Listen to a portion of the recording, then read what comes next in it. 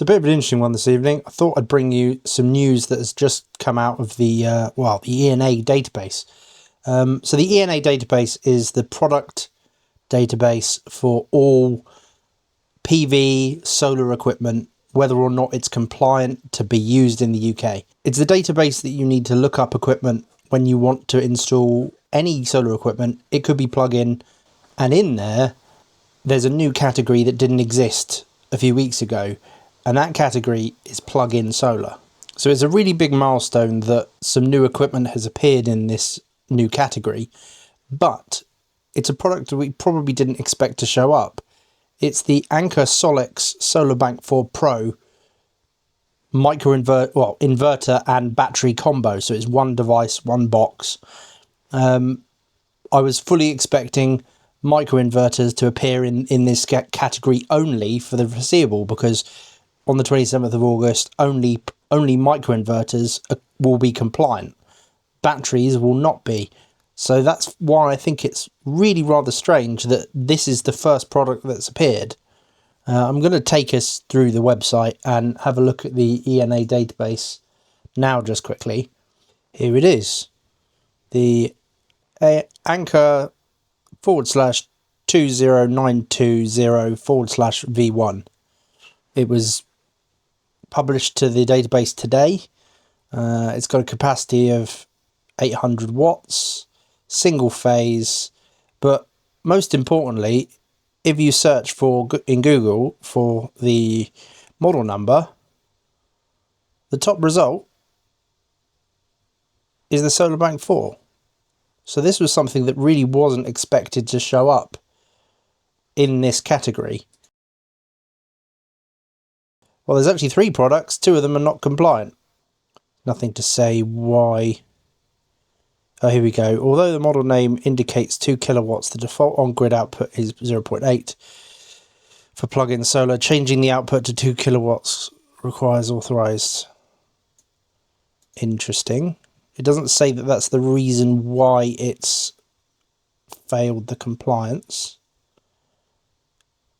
Compliance failure might be something like the fact that the device isn't shutting down as fast enough as expected. With plug-in solar and microinverters need to shut down within a specific time frame, and if they don't, then they're not compliant. There's a few other things like maximum rated voltage and things like that, but there's not really anything extra information in here to say why this product's failed or why the Anker has passed. Some products usually get supporting documents.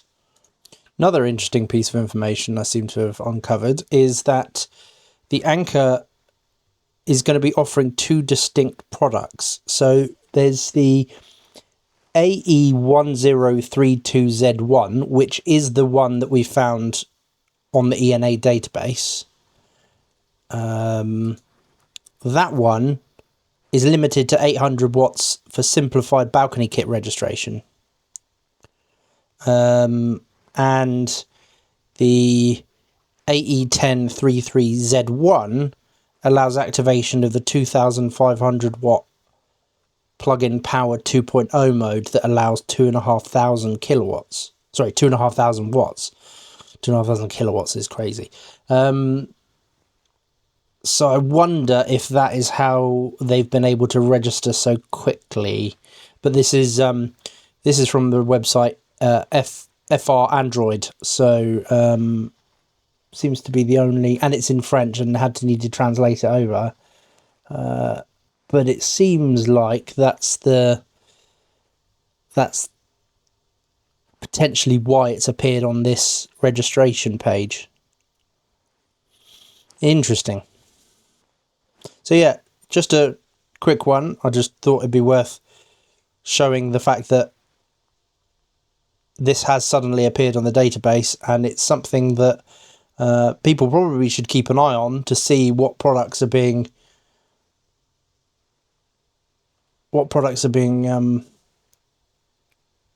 registered and which ones are matching compliance and which ones are failing. I put out a blog article on the website already mentioning this, and as more products hit this category and more products that people recognize appear, I will make sure to update the website with that information.